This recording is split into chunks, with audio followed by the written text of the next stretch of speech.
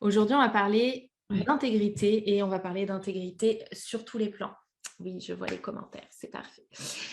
On va parler d'intégrité, de vérité, sur tous les plans, dans toutes les sphères de nos vies, et cetera, et cetera.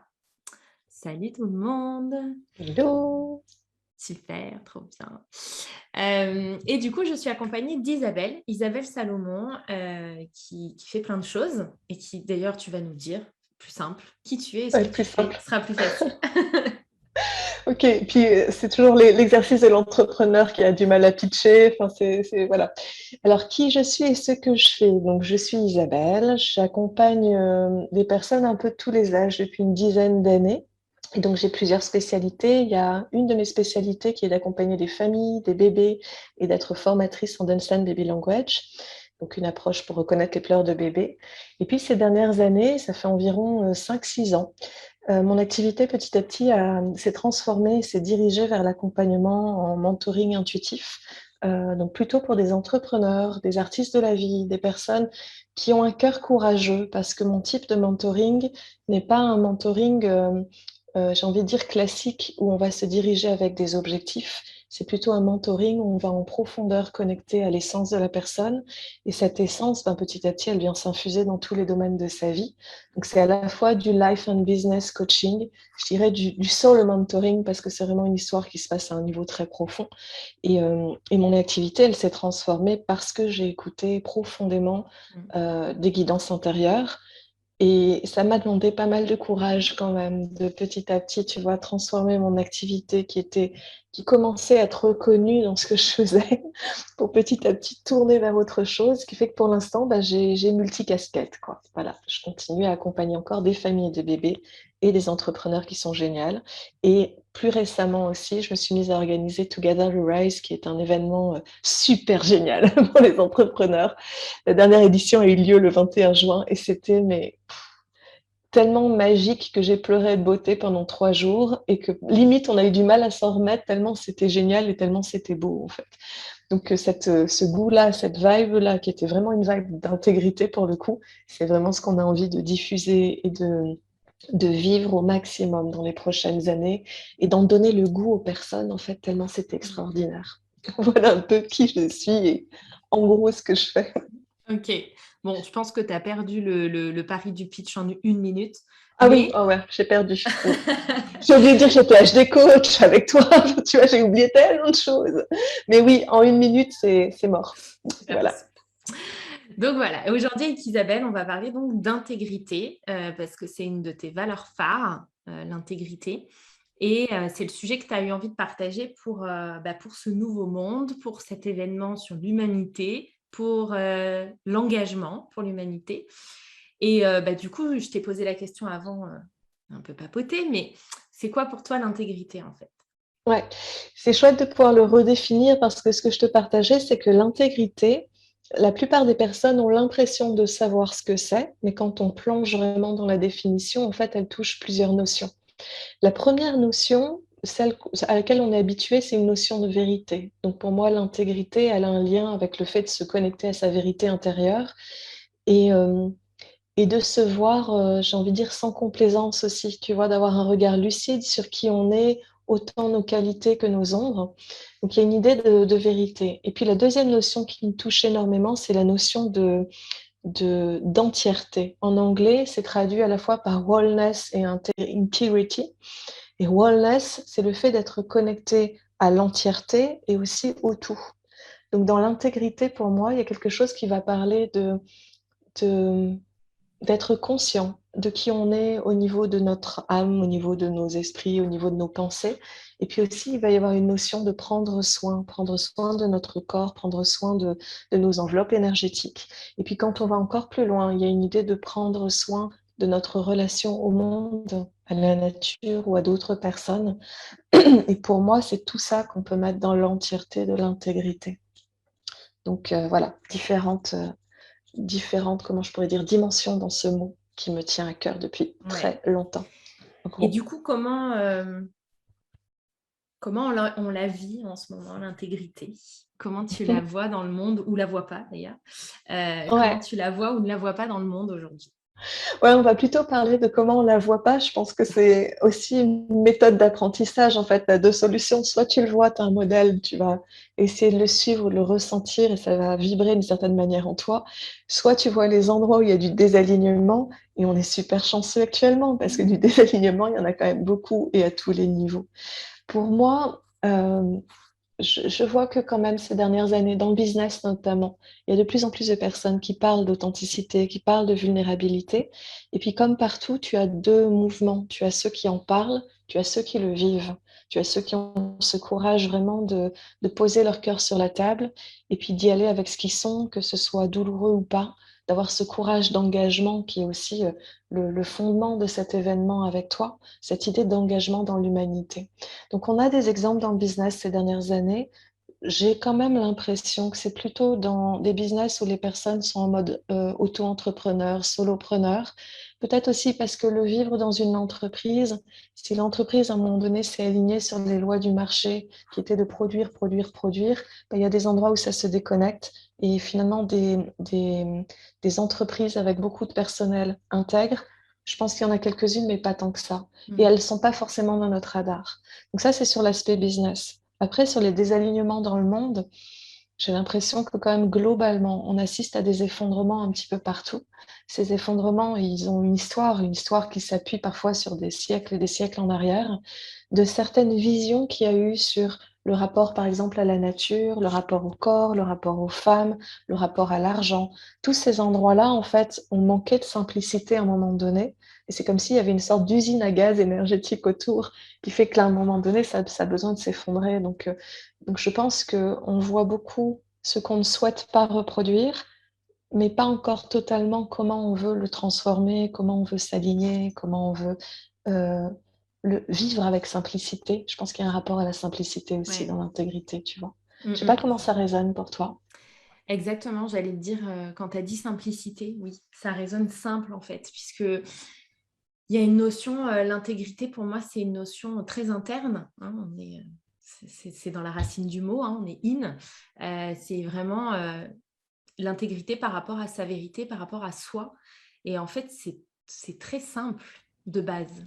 Ça l'est pas aujourd'hui dans notre monde et dans notre société parce que, bah, comme tu disais, loi du marché, l'orientation qui a été choisie pour notre société aujourd'hui, bah, c'est l'économie et c'est la productivité. Ce mot productivité, c'est vraiment le cheval de bataille. Donc, c'est moins simple et ça demande du courage aujourd'hui de s'y reconnecter, mais je pense que profondément, l'être humain de base, il a cette vérité, il a cette intégrité et c'est simple en fait, parce que c'est notre nature profonde. Donc oui, je pense qu'il y a une notion de simplicité qui est très importante et, euh, et de renouer avec l'être humain. Tu parlais d'essence, c'est aussi renouer avec l'être humain originel. Alors, c'est ce qu'on disait avec les autres intervenants de début de semaine, c'est pas de renier la technologie, de renier notre monde parce que c'est formidable, tout ce qu'on a pu créer, mais c'est de renouer avec l'humain originel qui est en nous et qui est effectivement connecté à la nature, qui vit en harmonie avec son environnement, qui n'essaye pas de changer ni son environnement ni les autres, et qui a cette intégrité en soi et cette vérité en soi. Donc il y a une Mm. notion assez ancestrale en fait avec l'intégrité. On l'a beaucoup ramené au business, à plein de choses, mais il y a une notion qui est très très ancestrale. Ouais, et pour moi, tu vois, quand je le sens donc au niveau énergétique, en fait, avant de travailler avec le Human Design, quand on a étudié avec toi, ça faisait 5 ans que mes guidances m'avaient montré comment me connecter d'abord à mon essence et ensuite à l'essence de mes clientes. Et donc au départ, j'avais quelque chose, tu vois, d'assez impalpable, où quelque part, on pouvait presque manquer de vocabulaire pour pouvoir le décrire. Et ce que je trouve fascinant, c'est de voir que dans l'Human Design, on a quelque chose qui permet d'en avoir une carte, même si bien évidemment, il ne faut pas que le mental s'attache en mode je dois fonctionner comme ça parce que c'est dans ma carte, qu'il y a quelque chose il y a un juste milieu qui est un peu plus détendu, mais globalement, ce que je retrouve dans une carte de Human Design, c'est globalement similaire à ce que je peux capter juste au niveau énergétique. Et au niveau énergétique, on a parfois quelque chose de grand et d'expansif. Donc avec ces essences, je vois que c'est automatiquement lié à l'âme de la nature et à l'âme du monde. C'est automatiquement lié à une sorte de sagesse très profonde. Et tu parlais d'ancestralité. On a quelque chose d'ancestral qui nous montre qu'on ne peut pas exister sans notre milieu. Et donc, quand on vient se réaligner que ce soit avec le human design ou avec la simplicité ou avec l'intégrité, petit à petit, il y a des choses où on va élargir notre champ d'expérience et de conscience sur ce qui nous entoure. Donc c'est vrai que l'idée, c'est pas de faire un raccourci au niveau intellectuel en disant, bah, puisque c'est ça, on revient on vit tous dans la nature à moitié tout nu et j'en passe, parce que la technologie existe et qu'elle fait partie de notre monde actuel. Mais il est aussi probable que petit à petit, nos habitudes de consommation changent et évoluent parce qu'on est en train de se réaligner et qu'on n'a plus l'envie ou l'élan d'acheter parce qu'on a joué avec nos émotions, parce qu'on a appuyé sur la peur, parce que euh, on se dit qu'il faut avoir telle ou telle chose pour survivre ou avoir plus de confort. Je vois même que dans l'intégrité, alors j'en suis loin, hein, j'ai pas enlevé tous les trucs de confort de ma vie, hein, je suis pas forcément un exemple, je suis juste une humaine qui avance petit à petit dans ses notions et qui observe que cette sagesse profonde petit à petit, elle coupe l'appétit de consommation pour venir sur des choses qui parlent de justesse, qui parlent de belles choses, soit des beaux objets fonctionnels, soit des choses qui ont un sens en fait. Donc ça peut avoir un sens d'avoir un truc ultra, même commercial qui vient de Chine et j'en passe. À partir du moment où ça a un sens, on va pouvoir l'intégrer. Et quand ça n'a pas de sens, ben, on n'a pas envie de consommer en fait, tout simplement. Donc ça touche beaucoup de choses, je trouve, au niveau de la société actuellement, cette histoire d'intégrité ou non-intégrité. Et tu as l'intégrité, effectivement, sur le plan technologique, parce qu'en soi, tout ce qu'on a aujourd'hui, les réseaux sociaux, tout ça, c'est génial, mais ils ont été aussi victimes de la productivité. Et aujourd'hui, on est en surinformation. Euh, Malheureusement, il y a quand même peu de journalistes qui font du vrai journalisme parce que l'intérêt, c'est de sortir le plus rapidement possible l'information, le plus vite possible et d'en sortir le plus possible. Donc, on perd aussi de l'intégrité dans certains métiers, finalement, d'une façon. Et on a une consommation virtuelle Ouais, importante. ouais. Comme là, tu vois, je te dis, on est 600 et quelques sur le groupe. Là, on est 5 en live. Et sur les 600 personnes, il y en a plein qui ne consommeront aucun contenu de cet événement. Donc, on est Mhm. un peu dans cette consommation de « Oh, ça a l'air cool, j'y vais, je prends. Je Ouais. prends là, je prends là, je prends là. » Mais du coup, il n'y a plus ce sens, comme tu disais, de si je m'inscris, c'est que je m'y engage et que j'y vais et que parce que j'ai réellement envie. Et moi-même, hein, je m'inscris souvent à des trucs en fait où je vais pas et je m'en rends compte ce que je m'inscris et en plus ça crée de la culpabilité de se dire j'ai pas pris le temps j'ai pas trouvé le temps, je n'avais vraiment envie de le faire. Non, non, non, en fait non, on se raconte une histoire, on n'avait pas vraiment envie de le faire. Si on avait eu vraiment envie de le faire, on l'aurait fait. Et du coup, on est toujours dans on est toujours, encore une fois, en observation de notre propre intégrité, de voir à quel point on donne du sens aux choses ou à quel point on n'en donne pas, quoi. Ouais, j'aime bien que tu nommes ça parce que je crois que pour le coup, toi et moi, on a le même profil 5-1, donc on a le goût Ouais. de l'apprentissage et on a une très grande curiosité. Ce Mm. qui fait que c'est pareil, ça peut m'arriver d'avoir un regard sur beaucoup, beaucoup de choses et les gens qui me connaissent me disent, mais comment tu fais pour savoir qui fait quoi? Et, parce que souvent, je peux leur dire, ah oui, je vois, il y a quelqu'un qui a lancé quelque chose comme ça. Ils me disent, mais tu la suis? Non, mais je le sais. Mm. Et donc, ça m'est arrivé effectivement de m'inscrire à pas mal de choses et ces dernières années, ces derniers mois en particulier, il y a une sorte de fatigue qui s'est installée et Mm. comme tu disais, de culpabilité de ne pas pouvoir tout suivre ou tout regarder. Il y a de la frustration aussi parce qu'en fait, j'adorerais pouvoir juste me poser et plonger dedans parce que c'est chouette quand c'est sur le moment. Et en fait, réécouter des replays, c'est à la fois une chouette opportunité et un gros piège parce que souvent, on n'a pas le temps de réécouter les replays. Donc, c'est vrai qu'il y a une consommation Internet dans les réseaux sociaux qui, je pense, va aussi se transformer dans les prochaines années Mm. parce qu'on est saturé, parce que ça a un coût environnemental. Et ça m'interroge énormément en tant qu'entrepreneur de commencer, tu vois, à réfléchir sur ces notions par rapport à mes sites Internet, par rapport à comment bien utiliser les réseaux sociaux sans que ce soit dans le trop, sans que ce soit du bruit supplémentaire, sans que ce soit juste faire un post parce qu'il faut poster quelque chose. Parce que, en fait, tous nos micro-actions, elles ont des répercussions dans les serveurs dans le monde. Et en plus, ces serveurs ne sont pas disposés dans des endroits totalement safe. Donc, on peut aussi avoir peut-être des coupures de temps en temps dans les prochaines années s'il y a des inondations. Tu vois, je suis très attentive à ce qui est en train de se passer par rapport à ça et très en question de cette intégrité de l'entrepreneur Mm. virtuel comme on l'est actuellement. avec le confinement, on a tous beaucoup investi sur l'aspect online et ça a été une chouette opportunité pour pas couler pour beaucoup, beaucoup d'entrepreneurs. Euh, mais est-ce qu'on n'a pas une carte à jouer dans les prochaines années? De commencer à réfléchir à une utilisation qui soit vraiment ajustée en fait à notre intégrité et à l'intégrité dans le monde.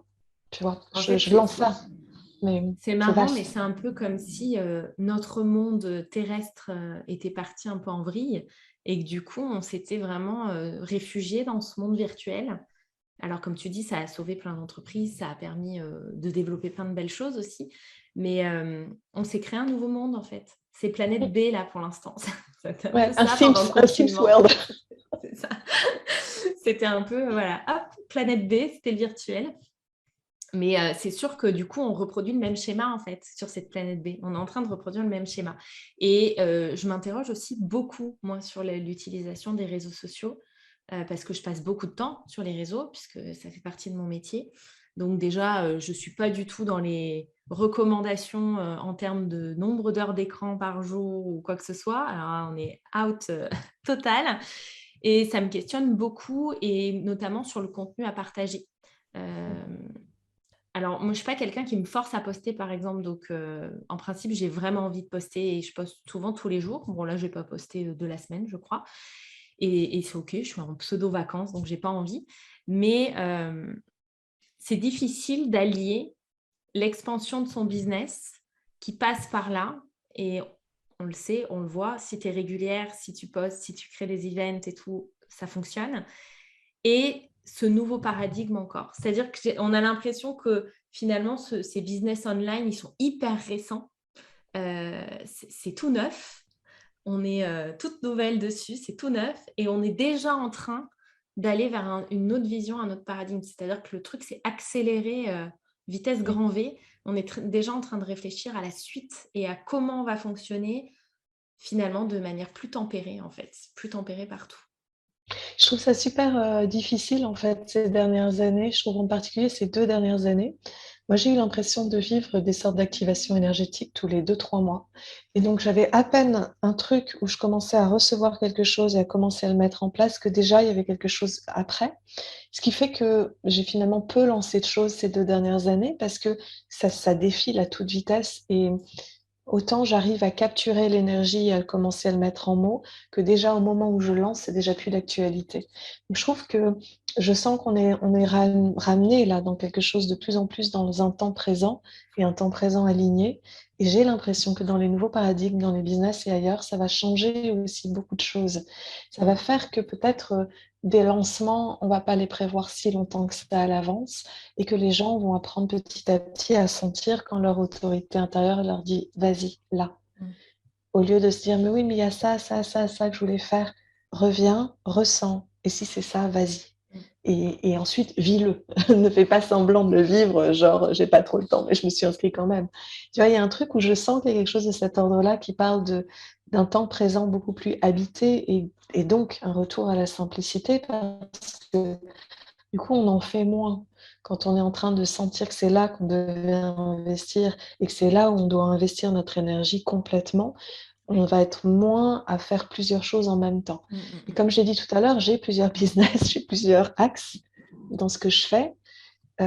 Et ça fait des mois, ça fait une année entière que c'est en train de me dire il faut réaligner, il faut simplifier, simplifier, simplifier, peut-être relâcher des choses.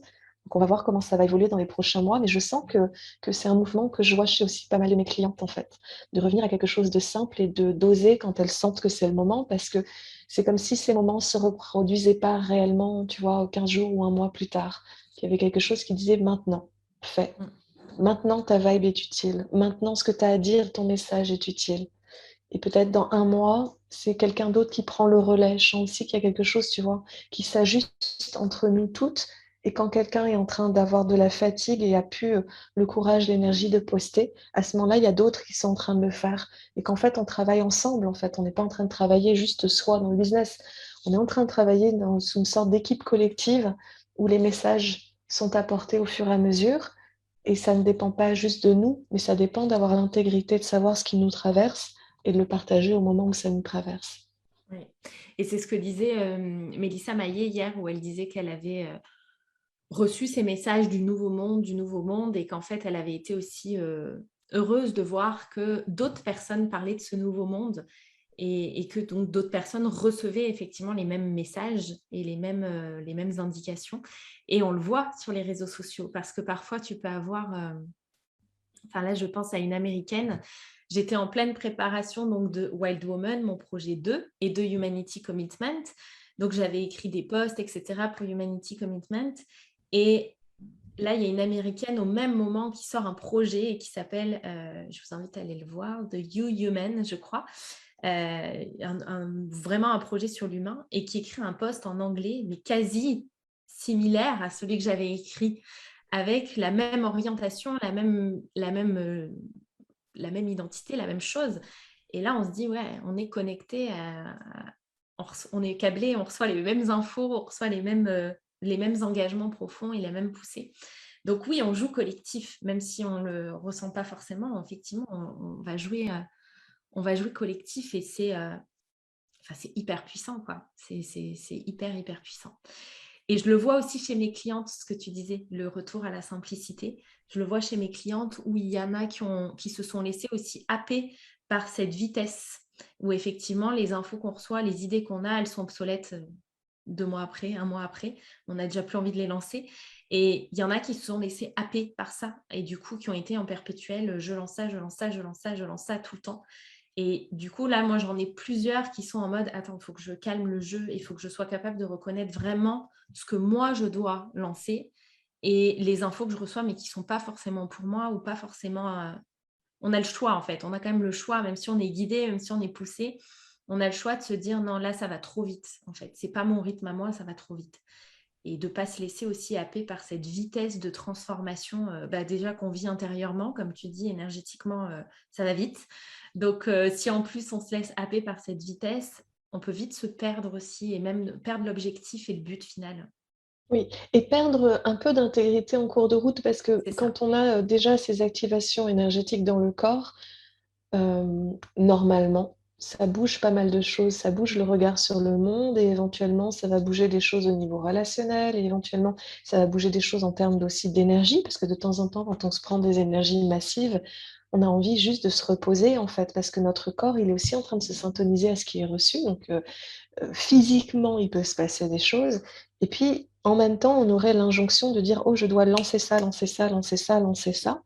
Et donc, on survole au lieu de prendre le temps de vraiment recevoir l'énergie, la ressentir dans le corps, et si on s'engage dans un projet, de prendre le temps de faire quelque chose de beau, en fait.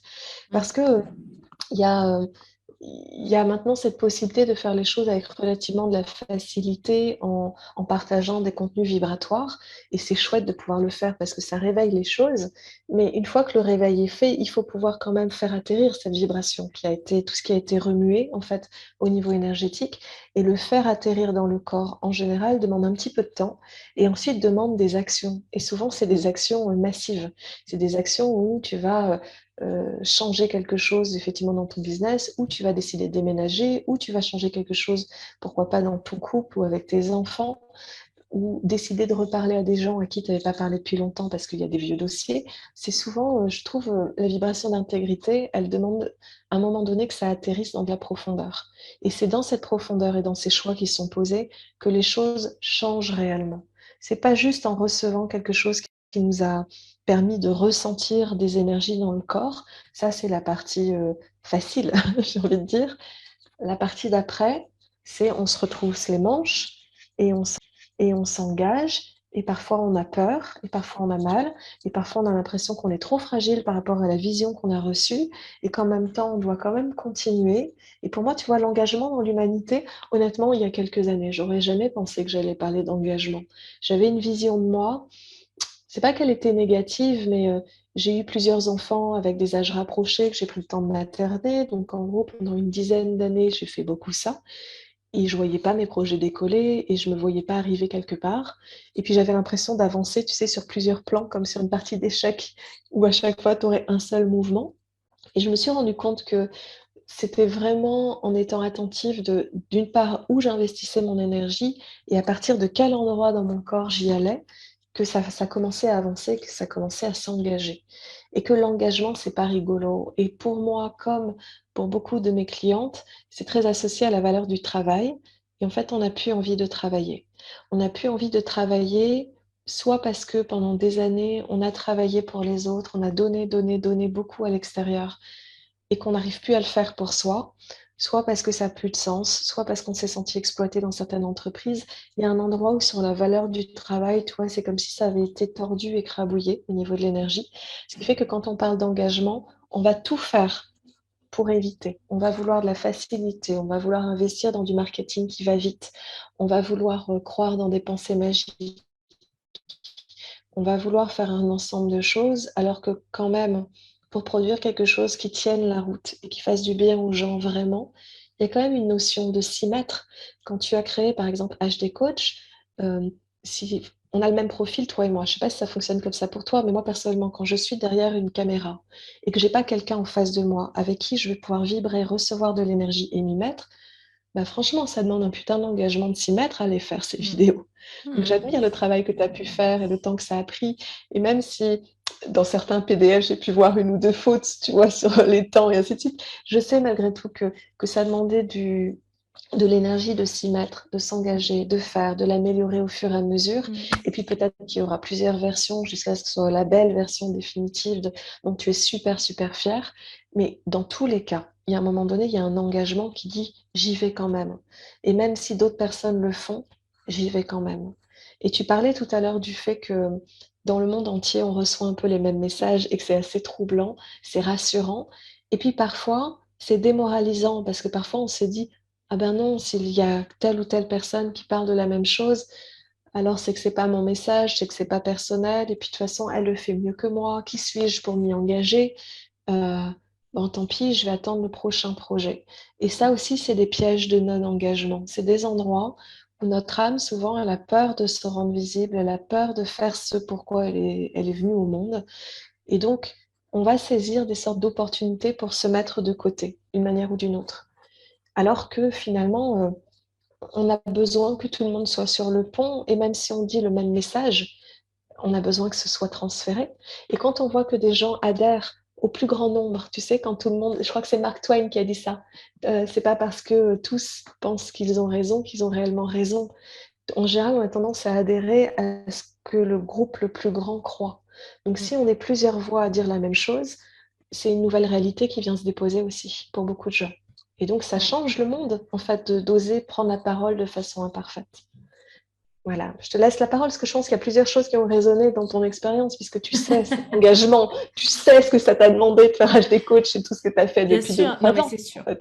Bah, déjà, oui, je suis d'accord avec toi que l'intégrité passe par l'intégration à un moment donné. Et Ouais, les phases d'intégration, euh, elles sont pas forcément toujours respectées. Et la phase d'intégration, c'est pas la plus fun. C'est pas la non, plus fun, quoi. Les énergies descendent. On a eu une transformation énergétique, on a eu des prises de conscience. Ouais, mais maintenant, il faut que ça descende dans le corps. Et c'est pas forcément la phase la plus appréciable, mais c'est la plus libératrice. Et c'est celle qui permet de remonter et de refaire nos cycles et de recommencer nos cycles. Et je pense vraiment que l'intégrité, elle passe par là, par accepter que on est des êtres cycliques, on est des êtres avec des phases et qu'on ne doit pas squeezer des phases simplement parce qu'elles sont inconfortables ou parce qu'elles ne vont pas assez vite. C'est voilà, parfois la phase d'intégration elle est longue et c'est ok, c'est juste et c'est juste pas le moment. Donc on intègre. Et effectivement, cette notion d'engagement, moi, elle m'a challengée à plein d'endroits. Alors, ça m'a challengée quand j'ai lancé mon business, de m'engager que sur moi, de croire en moi, en fait, ouais, uniquement. Et là, c'est un engagement personnel qui est important. Effectivement, ce côté, il y a déjà plein de gens qui le font. Au début, je l'avais beaucoup. En plus, en tant que projecteur, la comparaison, c'est un truc, on l'a beaucoup. Donc, je l'avais énormément au départ. Mais je crois que ça, j'ai vite compris que c'était requis en fait qu'on soit plusieurs. C'était important en fait qu'on soit plusieurs et que être visionnaire, être pionnière, être la première, c'était pas simple et que c'était bien aussi de pas être toute seule et de pas toujours être la première et de pas toujours être la pionnière parce que c'est pas simple à avoir comme posture, parce que quand on est la première, on nous regarde bizarre, quoi. On nous regarde bizarre, on n'a pas la masse qui débarque en mode waouh, cette idée est fantastique. Non, on a plus deux, trois personnes et puis les autres qui disent c'est bizarre, on va voir. Donc ça demande un engagement qui est incroyable en fait, d'aller en premier. C'est vraiment un engagement qui est juste incroyable. Et quand j'ai créé HD Coach, oui, ça m'a demandé de l'engagement. Parce que effectivement, tourner les vidéos toute seule, les PDF sont conséquents, hein, il y a plein de choses à dire. Ça demande de l'engagement, la formation elle est longue, etc. Alors je ne pense pas qu'il y aura une forme définitive un jour en fait, puisque ça évolue constamment. Je ne pense pas qu'il y aura une forme définitive. Je pense que si un jour j'en ai marre, il n'y aura peut-être plus en fait, tout simplement. Mais je ne pense pas qu'elle se figera un jour. Mais par contre, ça demande l'engagement de la créer et l'engagement d'y revenir. Et moi, c'est C'est ça. celui-là qui était le plus compliqué. C'est Ouais. l'engagement d'y revenir. Une fois que c'est fait, c'est fait. Moi, j'aime bien un peu, une fois que c'est fait, c'est fait. Et sauf qu'en fait, non. Parce que ma vibration change, parce que les énergies changent, parce que les mots que j'ai envie d'utiliser changent, l'orientation que j'ai envie de donner change. Et forcément, si je suis complètement intègre et dans ma vérité, je ne vends pas une formation dont je ne suis pas pleinement fière et satisfaite. Donc, je suis obligée d'y retourner. Donc là, ça demande de se re-regarder en vidéo, de se re-relire, de réécrire des choses, de retransformer. Et ça, pour moi, c'était inconfortable parce que ça me demandait un engagement, ça me demandait une redite. Et le 5-1, il n'aime pas la redite, il va apprendre de nouvelles choses. Donc ça me demandait une espèce de redite qui était désagréable. Mais c'est ce qui me permet de pleinement respecter mon intégrité. Mon intégrité d'enseignante, mon intégrité de formatrice, mon intégrité de ce en quoi je crois et qui me permet finalement de, quand je transmets des choses, ce soit à jour par rapport à moi, à ma vérité, à mon intégrité, à l'orientation que je veux donner. Je n'ai pas envie d'aller enseigner quelque chose qui est pour moi plus d'actualité, quoi. Où je l'ai vu d'une manière différente et du coup, j'ai envie de donner ce nouveau point de vue, cette nouvelle vision des choses. Donc, ça me demande d'y retourner encore. Et tu vois, je re-signe pour une session 3 où j'y retourne encore et alors encore plus. Et finalement, c'est hyper... parce que là, depuis tout à l'heure, on parle que l'intégrité, ça demande du courage, mais en fait, c'est hyper satisfaisant, hyper gratifiant, ça fait partie de l'alignement. On se sent pleinement aligné quand on a suivi sa vérité et quand on sait que ce qu'on propose, on le fait avec intégrité. Et ce ne sera pas de l'intégrité pour les autres, hein, parce que l'intégrité, c'est personnel, mais qu'on le fait avec intégrité. Pour moi, l'intégrité va avec le faire avec le cœur, parce que pour moi, ça va ensemble. Mais quand on est comme ça, qu'on fait ça comme ça apporte une telle satisfaction, une telle fierté, un tel relâchement. Je pense qu'à ce moment-là, on touche à la fierté, mais on touche aussi à cet espace de résilience où on s'est engagé, ça n'a pas été facile, mais du coup, on l'a fait, quoi. On l'a fait. Ouais, il y a une notion, je dirais aussi de réalisation parce que, tu vois, moi je compare souvent ce travail d'engagement avec les grands bâtisseurs qui, à un moment donné, ont construit des cathédrales. Et avant de pouvoir faire une cathédrale, il faut commencer à mettre des pierres, il faut commencer à les faire, en fait. Souvent, je dis à mes clients pour plaisanter, c'est comme si tu voulais créer un pont avec des Legos. Ça peut te faire râler de poser tes Legos un par un parce que toi, tu vois le pont, tu l'imagines, tu vois les gens passer dessus, tu vois le truc que ça relie, super. N'empêche qu'à un moment donné, il faut quand même que quelqu'un il s'y colle au Lego. Et c'est à toi de t'y coller, en fait. Donc, tu peux râler, tu peux piétiner devant, tu peux dire j'ai pas envie, mais en le faisant une fois, un à la fois, quand tu regardes derrière toi, le pont est construit. Et tu peux ensuite le renforcer. Et ce que tu viens de dire aussi résonne pour moi. Alors, je ne sais pas si c'est spécifique à notre profil ou pas, mais je trouve que les connaissances qu'on peut avoir en tant que projecteur sont en général très profondes et ça fonctionne en fractal. Ce qui fait que quand on a donné un premier niveau d'information dans le Human Design, il y aura toujours un endroit presque insatisfait parce qu'on a envie de donner les 499 autres notions, tu sais, de la fractale. Ce qui fait qu'effectivement, est-ce qu'un jour on termine réellement avec une notion? Difficile à dire, parce que si on nous laisse, je pense, effectivement rester suffisamment longtemps sur une notion, au fur et à mesure, il va y avoir des nuances et des nuances et des nuances et encore des nuances. Et puis certains mots qu'on emploie, ils ont eux-mêmes une qualité vibratoire qu'on comprend au fur et à mesure. Quand on l'écoute et qu'on le réécoute et qu'on le réécoute, on va dire: «Ah, OK, il y avait ça aussi dans ce mot, il y avait ça aussi dans ce mot». Donc finalement, si on s'entraîne à avoir de l'intégrité et à trouver que ça vaut le coup, en fait, Et puis d'avoir la curiosité, parce que c'est un voyage, de se dire ça donne quoi? Dans la Mm. version 3, la version 4 ou la version 5 d'HD Coach, ça donne quoi au fur et à Ouais. mesure, tu vois? Et c'est vrai, Donatienne, elle me dit, est-ce que c'est plus long, plus difficile d'intégrer et de s'engager lorsqu'on est projecteur 5.1? Je pense pas en fait, parce que, enfin je pense pas. Je pense pas que ce soit plus difficile. Le 1, il a ce côté, je veux apprendre. Et en fait, je le vis très bien avec le Human Design, qui est très complexe. Effectivement, il y a plusieurs niveaux. Ce que j'enseignais il y a 1 an et demi, ça me paraît être minuscule par rapport à ce que j'ai enseigné dans la session 1, dans la session 2, et c'est ce que je vais transmettre dans la session 3. Et je sais qu'en fait, ce n'est pas fini, puisque le 1, il passe d'étudiant à professeur. On parle d'expert, mais l'expert, s'il veut rester expert, ben, il continue d'apprendre en fait. Il n'est jamais totalement arrivé. Il ne se dit pas, ça y est, je suis expert, merci, au revoir. Non, il faut qu'il reste à jour, il faut qu'il reste, qu'il suive le mouvement. Donc, en fait, il n'y a jamais de...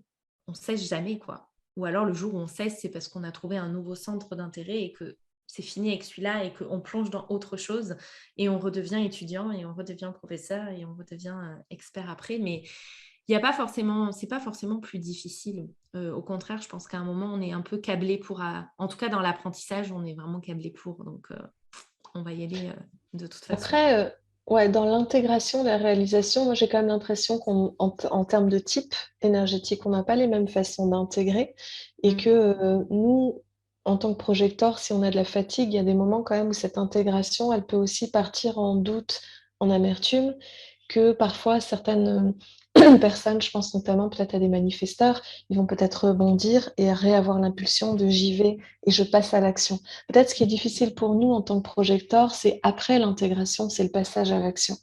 Parce qu'on le fait souvent en étant... en tout cas, moi, j'ai cette impression-là. J'ai l'impression que mon énergie, elle vient se brancher à l'énergie des autres. Ce qui fait que tant que je suis branchée, tu vois, c'est bon, je suis animée. Et que quand je reviens juste dans mon stabilitude à moi, je suis comme une marionnette où tu vois, on a laissé tomber un petit peu les fils. Et donc, passer à l'action, franchement, en tout cas pour moi, je trouve que c'est pas si facile. Ça me demande d'aller chercher les vagues de fond de courage, de dire ça en vaut la peine et je vais m'y mettre. J'ai l'impression que pour d'autres types énergétiques, passer l'intégration, on va avoir un passage à l'action plus rapide. À côté de ça, on peut avoir aussi des personnes qui ont des énergies tellement rapides qu'elles vont pas prendre le temps de l'intégration. Oui, Et ce qu'on disait tout à l'heure, c'est que c'est vachement plus glamour de sentir les énergies, de sentir l'inspiration. Ah, c'est génial! Que de se mettre à le réaliser, en fait. Ce qui fait mm, qu'on peut avoir la tentation, notamment sur les réseaux sociaux, Internet actuellement, d'avoir un truc super excitant. L'énergie commence à redescendre un peu et hop, on va ressauter sur un truc excitant. Et finalement, on va pas trop avancer, on va se mettre à consommer, consommer, consommer, juste parce qu'il y a un endroit où on n'a pas accepté l'inconfort que ça représente de s'arrêter, de ralentir, de se laisser intégrer. Et chaque fois qu'on ralentit, c'est pas compliqué, en général, on va re-rencontrer tous les inconforts que notre corps porte.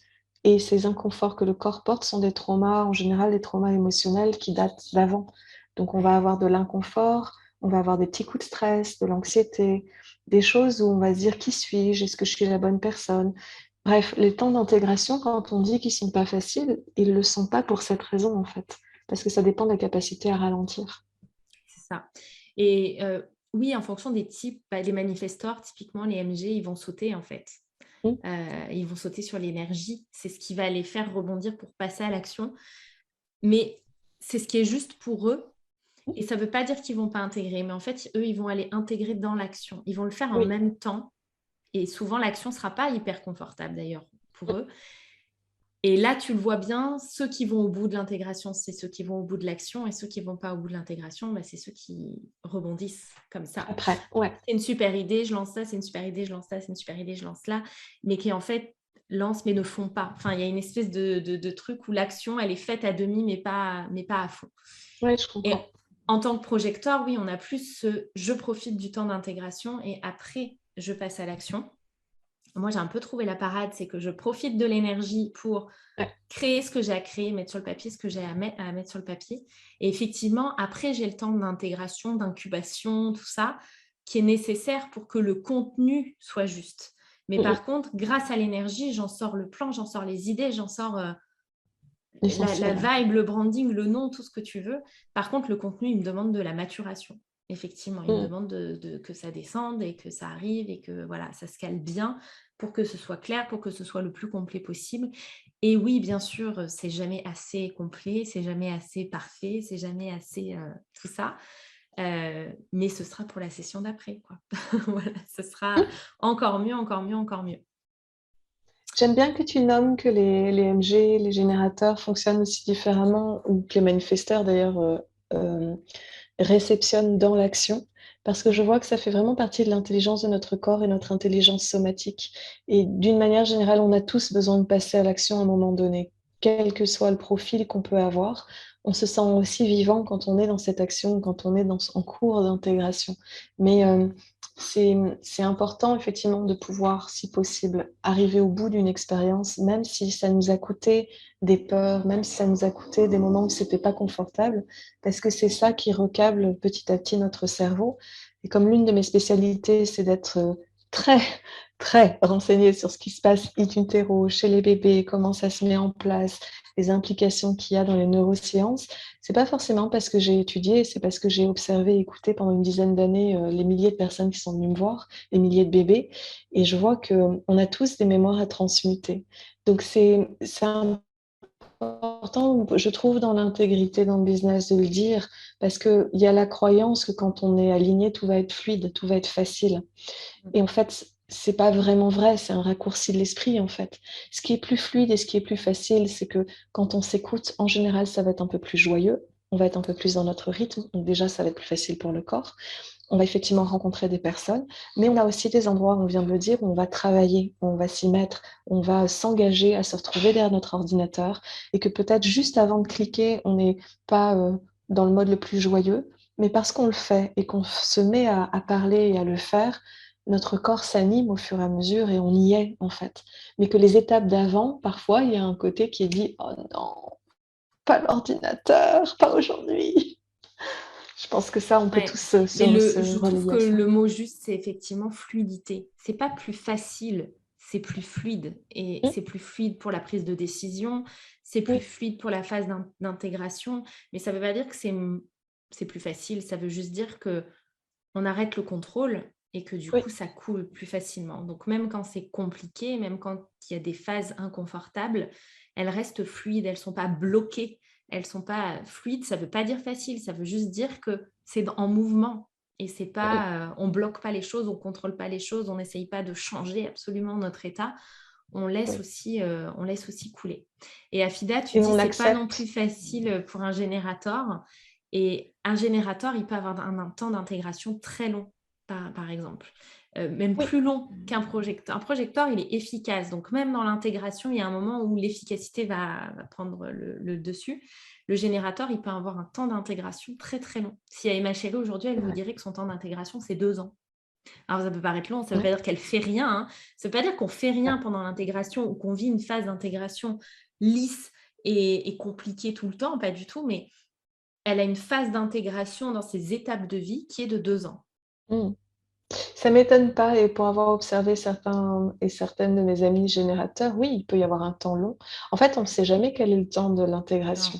Mais ce qu'on voit et ce que tu disais sur la fluidité finalement, c'est que comme on laisse, d'autres endroits de notre corps prendre des décisions, on accepte de s'engager et si on s'engage dans une phase d'intégration, alors allons-y pour l'intégration. Si c'est une phase d'inconfort, allons-y pour l'inconfort. Il y a un côté où on juge plus ça comme étant un désalignement, mais on sait juste que c'est l'étape qui est devant nous, alors on y va en fait.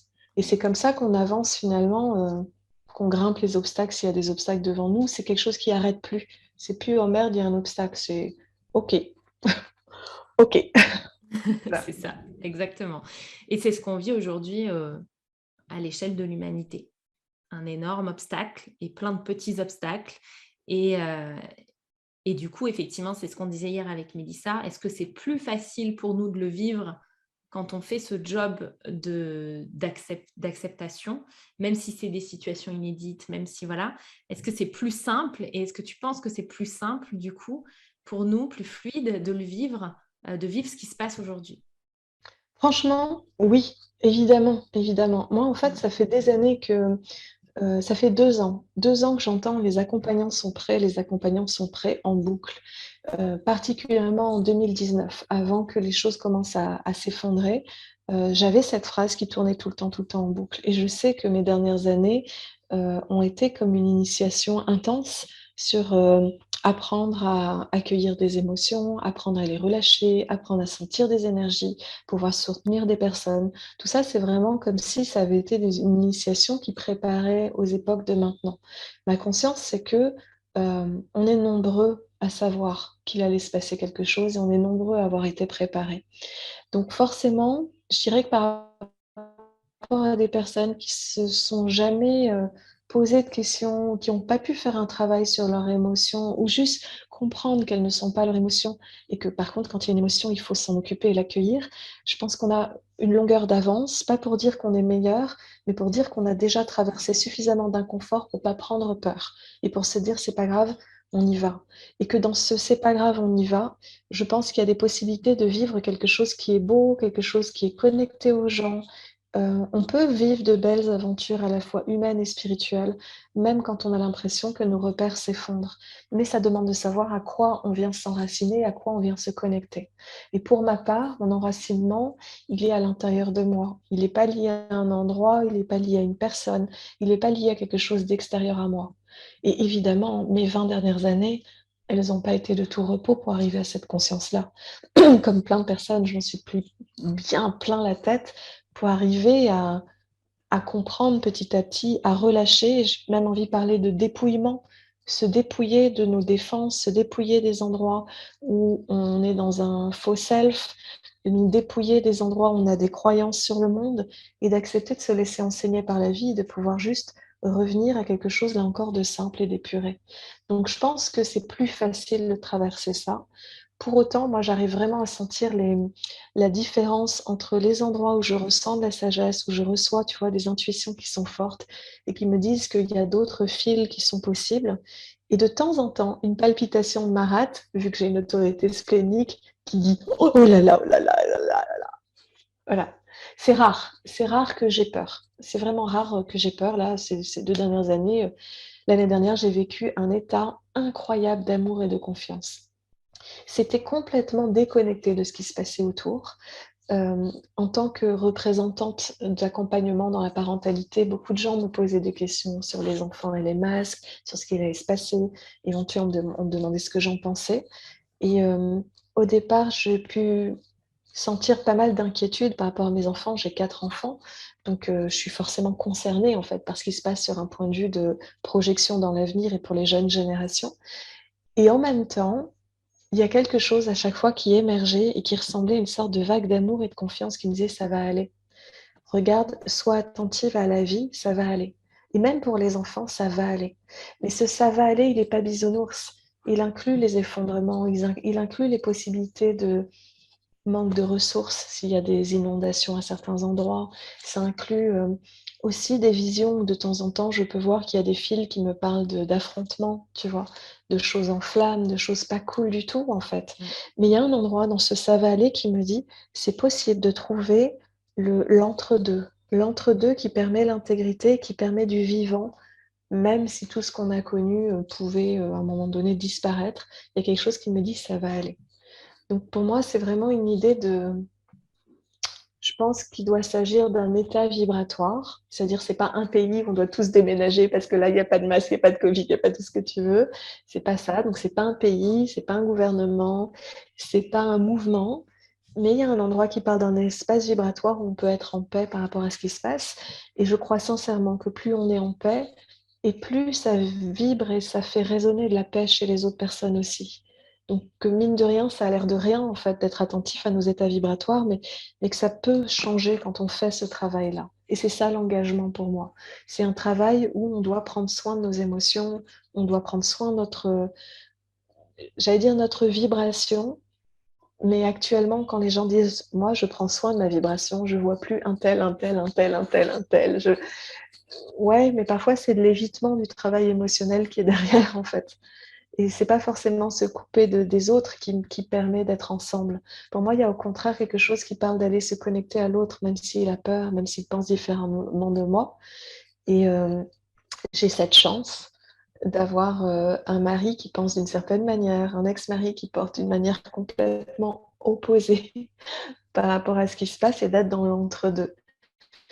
Et dans l'entre-deux, c'est pas toujours confortable, mais ça me permet d'entendre des pensées qui sont pas les miennes, des points de vue qui sont pas les miens, de respirer avec, de relâcher, d'aller trier ce qui résonne ou pas pour moi, et finalement de me sentir vachement, vachement bien, ça va aller en fait, tu vois. Je pense que tu vois un peu de quoi je veux parler là-dedans. Je vois, je vois. Moi aussi, j'ai des messages, des images d'affrontement, de ce qui potentiellement pourrait arriver. Après, c'est ce qu'on disait hier avec Mélissa, c'est cette responsabilité de parfois garder les messages qu'on reçoit pour nous parce qu'on a notre propre interprétation aussi de ce qu'on reçoit. Et je pense que ça va être d'autant plus important d'être connecté à qui on est, connecté à notre essence et intègre avec ça dans les prochains mois et dans les prochaines années, encore plus qu'aujourd'hui en fait. Ça va être encore plus important qu'aujourd'hui parce qu'on va avoir besoin de ça. Dans le nouveau monde, on a besoin de ça. On a besoin de personnes connectées vraiment à leur vérité, à leur intégrité, mais avec la tolérance des vérités des autres. Mm. Et c'est de ça dont tu parles aussi, de prendre soin de sa vibration. Et c'est pas d'éviter tous les gens qui sont pas d'accord ou pas, pas au même niveau vibratoire ou pas, voilà, niveau de conscience, etc. C'est aussi l'être humain, on oublie que l'être humain, il a une capacité d'adaptation qui est incroyable. On a la capacité de s'adapter à des situations, à des événements, et on a la capacité de s'adapter à des personnes qui sont en désaccord avec nous ou qui pensent différemment, etc. On peut s'adapter, on sait faire en fait. On sait totalement faire Mm. et c'est un peu ce qui nous a manqué et ce qui nous manque encore aujourd'hui. C'est toujours ce côté très tranché et ça nous manque. Et je pense que ça va être ça, connaître sa vérité, c'est ne pas être du coup influençable, être vraiment connecté à sa propre vérité, qui peut changer hein, et qui change d'ailleurs, qui est toujours en mouvement, mais ne pas être influencé, influençable, mais ne pas non plus être l'influenceur finalement de l'autre côté et être dans Oui, cet état pour moi, il y a... Ouais. de neutralité. Je, je trouve ça super important que tu mentionnes ça parce que depuis 2 ans, on a beaucoup de personnes qui prennent la parole avec un ton très péremptoire, dans un sens comme dans l'autre. Tout va Mm. bien, ça va être lumineux, on est dans une transformation de conscience, ou attention, ça va pas, il va se passer des choses catastrophiques. Moi, de mon point de vue, c'est des fils de conscience et ils coexistent en même temps. Donc en fait, Mm. c'est ni l'un ni l'autre, c'est tout en même temps. Et quand on commence à prendre la parole avec... alors c'est compliqué parce que d'un côté, on partage le message qui nous traverse, on partage avec beaucoup d'authenticité ce qui nous traverse, et en même temps, parce que petit à petit, on devient connu et qu'on devient public, on a une influence. Et quand on prend ce rôle de l'influenceur avec un positionnement un peu péremptoire et autoritaire, on peut faire des dégâts aussi. Alors bien sûr, on peut dire que c'est aussi la responsabilité des gens qui nous écoutent Tout à fait. d'entendre, d'accueillir, de faire la part des choses, mais on ne peut pas nier non plus que l'influence existe. Et donc, je trouve important, quand on prend la parole, de pouvoir aussi avoir cette humilité de dire, c'est ce que je sens dans l'instant T, mais ça peut être faux, ça peut être erroné, ça peut être une croyance. Enfin, de temps en temps, de pouvoir le rappeler, en fait, qu'on est humain et que dans cette humanité, ben, on peut de temps en temps prendre peur et réagir de façon émotionnellement un jour. On sera tout aussi authentique que le jour où on est dans quelque chose qui se partage de façon impersonnelle. Que l'authenticité, c'est pas non plus nécessairement d'avoir toujours la même ligne. Non. Et je discutais avec une de mes clientes qui me disait, bah, tu m'as partagé un jour un texte, j'avais adoré, je me suis inscrite sur la page de l'auteur, c'était génial. Et puis genre une semaine plus tard, je me suis désinscrite parce que ce qu'il me disait, je trouvais ça complètement absurde. Et je lui dis, mais tu sais, je pense qu'on est aussi en train de sortir de la phase des gourous. Et les gens qu'on suit sur les réseaux sociaux, il y a des jours où les gens adorent ce qu'on fait, il y a des jours où on les agace au plus haut point, en fait. Et donc, quoi, est-ce on va, tu vois, s'inscrire, se désinscrire tous les jours? Mm. Ou est-ce qu'on va juste accepter que c'est une vraie personne en face de nous, que peut-être que ce qui nous agace active un truc en nous, ou que le jour où elle a pris la parole, cette personne avait une vibration qui n'était pas celle de d'habitude et qu'on l'a ressentie? Peut-être qu'il n'y a rien d'autre à dire sur ces agacements. Mais pour moi, la clé du vivre ensemble, elle est importante et de prendre soin, en fait. De prendre soin autant des personnes qui sont pour que des personnes qui sont contre, et de prendre soin de faire régulièrement ce tri et de voir ce qui est activé en nous. Je pense que la responsabilité émotionnelle est une des choses les plus importantes. Au-delà de tout, tu vois, de toute vision de business, d'avenir, de tout ce qu'on veut, c'est de pouvoir juste comprendre que nous sommes des êtres émotionnels et que parfois ça dessert la relation et parfois ça la sert, mais dans tous les cas, c'est quelque chose qui nous connecte les uns aux autres, en fait. Ouais. Et je pense vraiment qu'il y a cette notion dans l'influence. Plus il va y avoir de gens connectés à leur essence, à leur vérité, avec intégrité, moins il y aura cette espèce de fan zone Ouais. de je gourouise quelqu'un, je la mets ici et tout ce qu'elle dit est vérité. Mm. Et du coup, c'est vrai que je crois que j'en ai parlé dans un des lives déjà cette semaine, mais il y a vraiment cette notion à développer du pour et du contre. Et moi, j'aime bien exercer mon esprit à faire ça.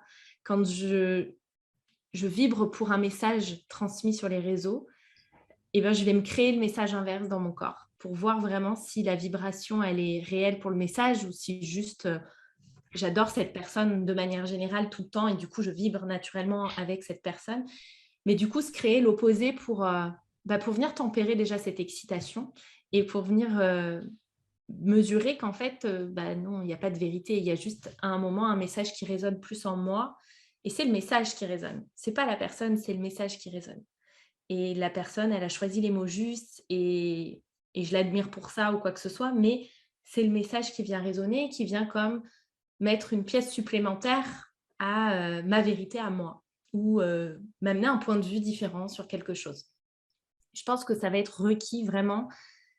On est arrivé au summum en fait de cette fanatitude ces dernières années. Enfin, on a vu des trucs incroyables. Je pense que ça se passait avant, mais avec les réseaux, on a accès à tellement d'informations.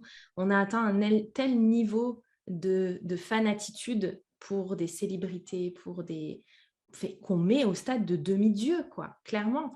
Et du coup, ça va être important d'en sortir pour qu'il y ait plus d'unité. Ça va être important d'en sortir et d'admirer les gens, mais avec, encore une fois, simplicité et intégrité. Et effectivement, on peut admirer quelqu'un. J'ai des mentors que j'admire. Parfois, leurs stories, je les adore. Je vais regarder leurs lives, puis plus du tout. Puis je vais y revenir. Puis des fois, elles vont dire des choses sur lesquelles je ne vais pas être forcément d'accord ou j'aurais aimé qu'elles prennent la parole sur quelque chose. Elles ne le font pas. Mais c'est leur propre vérité. Et en aucun cas, ça veut dire que c'est plus juste, plus OK, plus c'est à dégager justement. Non, au contraire, quoi. C'est Ouais. chacun son évolution. C'est finalement, tu vois, on parle, un des mots au-delà de l'intégrité, le mot souveraineté, c'est quelque chose qui me touche depuis des années parce que c'est similaire en fait.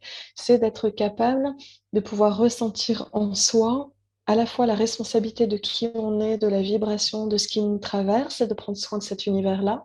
Et puis en même temps être capable de dire non ou de dire stop à quelqu'un d'extérieur où ça ne nous conviendrait pas. Mais c'est pas quelque chose de guerrier, c'est pas quelque chose où on s'oppose et c'est même pas quelque chose où on se protège. Pour moi, Mm. une phrase qui est importante de ces dernières années, c'est de régulièrement me dire qu'il n'y a rien à défendre.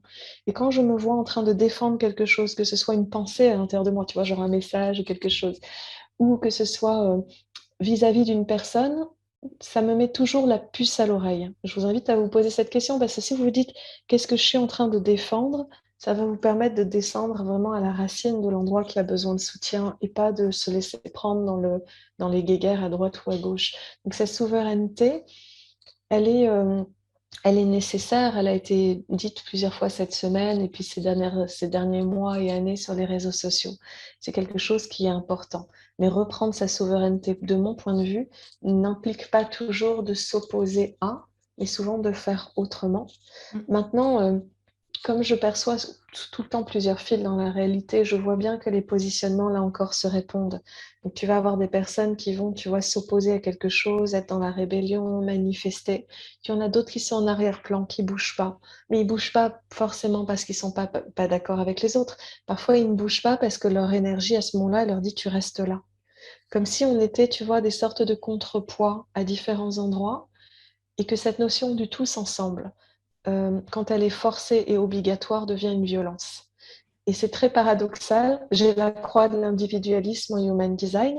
Donc normalement, plus je deviens individualiste, plus je me réalise et plus je suis une contribution pour l'humanité. Et en même temps, mon événement s'appelle Together We Rise. Ensemble, nous nous élevons et nous brillons. Genre. Et l'année dernière, j'ai passé une année entière où la notion du ensemble, elle s'est décristallisée. J'ai pu observer les racines qu'il y avait dans mon histoire d'enfant. J'ai pu observer que certaines choses étaient comme artificielles. Il y avait une notion du ensemble artificiel. Il a fallu que j'accepte que ça se désolidarise. Et l'année dernière a été une opportunité extraordinaire pour moi de voir tous ces mouvements, toutes ces différences, toutes ces personnes qui parlent et de voir à quel point, en vrai, il n'y a rien qui doit changer ou qui doit bouger.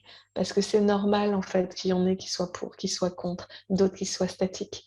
Je ne sais pas si tu avais lu le roman Les fourmis de Bernard Werber.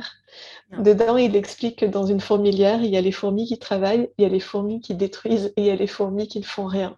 Et c'est en gros un tiers, un tiers, un tiers. Et quand tu observes ça et tu vois le parallèle qu'il fait avec la société, c'est intéressant parce qu'on peut se dire que finalement, pour faire une fourmilière, il faut qu'il y ait ces trois rôles et que ces rôles, ils sont aussi représentés dans la société. Donc, nommer du doigt que les gens ne sont pas avec nous dans tel ou tel courant de pensée, on peut s'énerver de ça ou on peut juste considérer que ça fait partie du mouvement et que c'est pas la peine d'entretenir une animosité par rapport à ça. Juste revenir à ce qui nous semble juste et de faire ce qui nous semble juste avec cette humilité et la simplicité. Et que c'est ça qui contribue. C'est pas obligatoirement les grandes idées, en fait. Ah, et dans ce nouveau monde, il y aura toujours ces personnes avec un rôle différent. Oui, C'est sûr, c'est sûr, on verra. Mais pour moi, il y aura toujours ces mêmes rôles, en fait, ces mêmes rôles. Il y aura toujours des gens contre, il y aura toujours des gens pour, il y aura toujours des gens qui auront ce rôle beaucoup plus militant, qui se battent pour, qui se battent contre, et des gens qui sont plus à créer autrement, justement, à créer quelque chose de différent.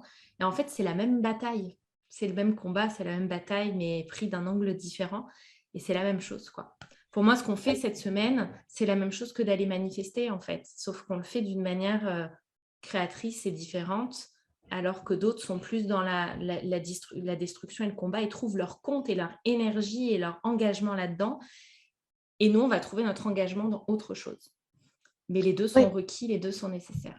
Et ce que je trouve, moi, particulier par rapport à l'histoire du Nouveau Monde, c'est que je sens cette vibration Nouveau Monde depuis 2, 3 ans, et c'est une vibration. Et par contre, j'ai tendance à m'agacer quand on me parle de l'après, parce que l'après est déjà maintenant. C'est pour ça que ça nous ramène dans le temps présent. C'est qu'en fait, c'est pas un nouveau monde qui va arriver nécessairement après, quoi qu'on verra après 2027, selon les prédictions de Raoult.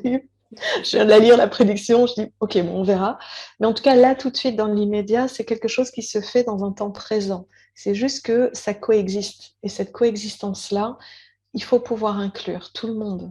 Il faut pouvoir inclure les gens qui sont pour, les gens qui sont contre, les gens qui se battent, les gens qui créent. Ceux qui se battent créent aussi. Mais peut-être qu'il y a des façons j'allais dire, de se battre avec moins de souffrance à l'intérieur. C'est-à-dire que finalement, pour moi, une des clés, c'est d'aller voir est-ce que j'ai quelque chose qui me tire et qui me fait souffrir ou pas. Et j'aime beaucoup le travail de Byron Katie à ce sujet, parce qu'il permet de, tu vois, de questionner la pensée. Et on a quand même beaucoup de croyances et de pensées qui nous font tellement de sensations dans le corps, avec les boules d'angoisse, avec la gorge qui se serre. Rien que nos pensées, elles peuvent produire ça dans le corps. Donc pour moi, la vraie question, c'est est-ce qu'on est dans un état de détente ou pas? Et je pense que dans un état de détente intérieure, on peut se retrouver à manifester. On peut même se retrouver à se battre, à casser des choses, à condition que ce soit détendu à l'intérieur, parce que c'est cette détente-là qui nous permet de sentir si on est dans de la justesse ou pas. Donc, c'est pas une critique des gens qui font ceci ou cela, c'est vraiment d'aller regarder est-ce que tu le fais en étant détendu et en œuvrant ou pas. Et le problème, quand on dit le mot œuvrer, c'est que ça monte en général au niveau de la tête. Et qu'ensuite, c'est notre mental qui essaye de voir s'il œuvre ou pas, qui se questionne, est-ce que je suis en train d'œuvrer ou pas? Et ça n'a rien à voir avec la tête. Ça a à voir avec l'état de détente de notre corps qui se met en mouvement et qui fait ce qu'il a à faire. Donc il y a quelque chose qui est simple. Parfois même, on a l'impression d'avoir un grand bip à l'intérieur de la tête. Mais parce qu'on est dans l'action juste du samouraï ou de l'archer qui tire sa flèche et à ce moment-là, il n'y a plus de pensée, il y a juste une action qui est art. Et pour moi, l'alignement, il vient à un moment donné toucher, tu vois, ce fil-là, ce fil de l'action même, la respiration ou le mouvement qu'on est en train de faire est de l'art, à condition de le faire dans cet état de détente et de réceptivité. Mm. Tu vois? Ouais, je suis bien d'accord avec toi. Et du coup, quel message, pour clôturer cette belle conférence, quel message tu voudrais donner là aux filles qui sont là, à toutes celles qui vont regarder en replay, pour cette intégrité en fait qu'on peut avoir pour ce nouveau monde? Ouais. Quel est le message qu'on retient? Pour moi, l'intégrité, en tout cas, si je devais proposer un endroit où poser le regard pour aujourd'hui, pour les prochaines semaines, c'est que cette intégrité, elle va avec du courage et elle va avec de l'acceptation d'être qui on est. Elle va avec ce courage de dire: «Je suis tout ça et je ne suis que ça à la fois». Et de plutôt que porter son regard sur un tel, en disant: «Oh mais elle, c'est trop chouette ce qu'elle fait, elle, c'est facile, elle ceci, elle cela». Ben, de prendre notre petit baluchon d'engagement et de dire: «Moi, je suis ça» et ce ça-là, il ressent quoi? Et quand c'est des émotions douloureuses, c'est de s'engager à aller les rencontrer. Et quand c'est quelque chose de l'ordre d'un projet, de l'ordre d'une inspiration, de quelque chose, de se dire: «Je sais pas du tout comment je vais faire, mais je vais essayer. Je vais commencer quelque part. Première action possible». Donc c'est vraiment d'être très attentif à ces tout petits pas possibles parce que pour moi, ces tout petits pas possibles, c'est ça les Lego qu'on est en train de faire et Mm. que parfois, on ne voit la cohérence qu'en se retournant. Donc de pas chercher justement à se poser trop de questions sur: «Est-ce que c'est un message? Est-ce que c'est intègre? Est-ce que je suis inspirante? Est-ce que ceci? Est-ce que cela?»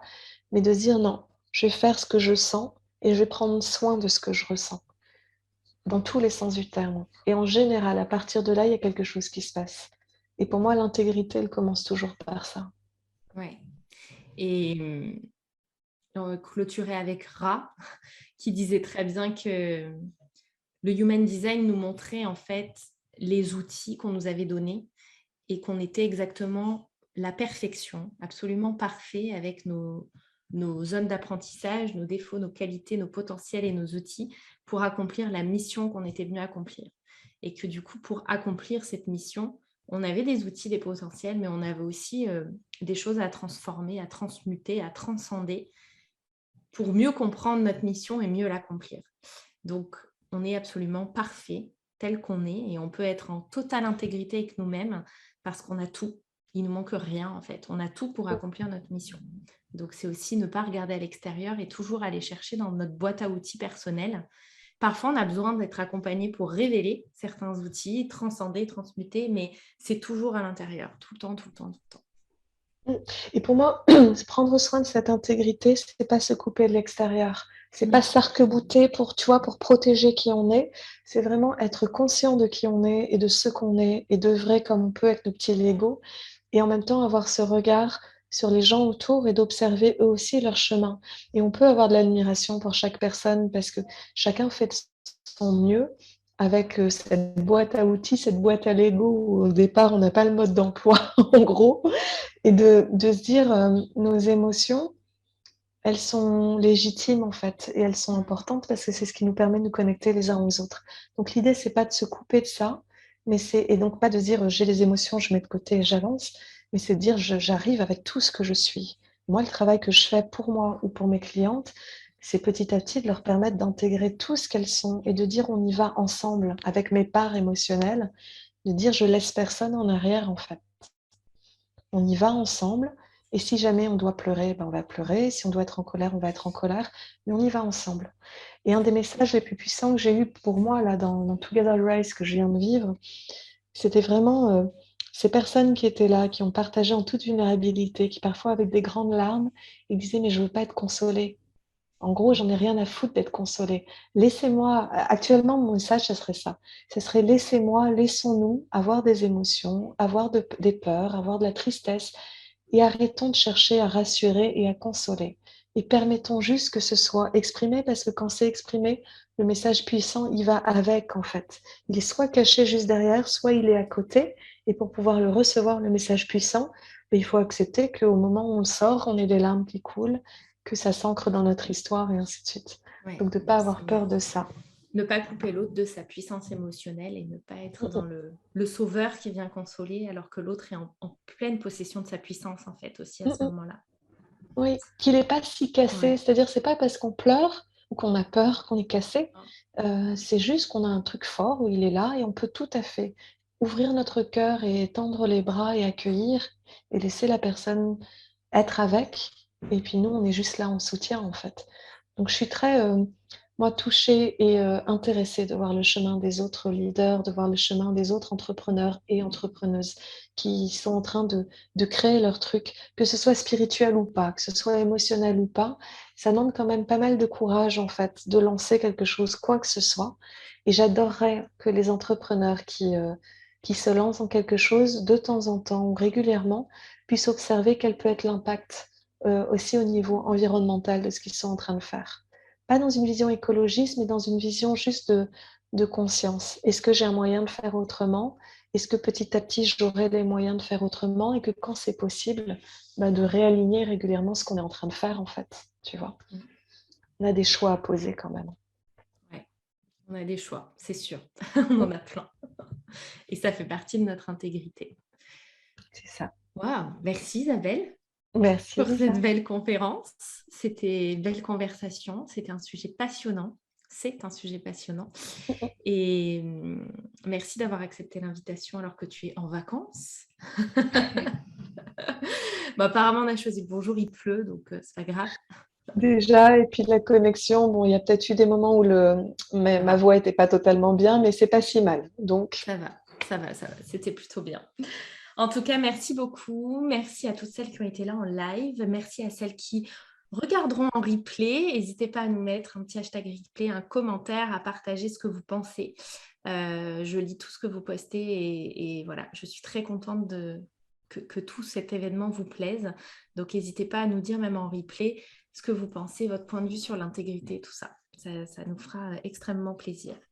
Et vraiment, et les merci questions, Isabelle. peut-être. Et les Si vous avez questions, des bien sûr. questions, si vous avez envie de nous interpeller même, parce que l'intégrité touche tous les niveaux. Donc, s'il y a d'autres voies que vous avez envie d'explorer, posez-nous des questions. Moi, je serais aussi très contente d'y répondre, vu que je suis dans le groupe. Donc, exactement. Donc, on vous répondra avec grand plaisir. Merci beaucoup, Isabelle. Je te laisse à tes vacances.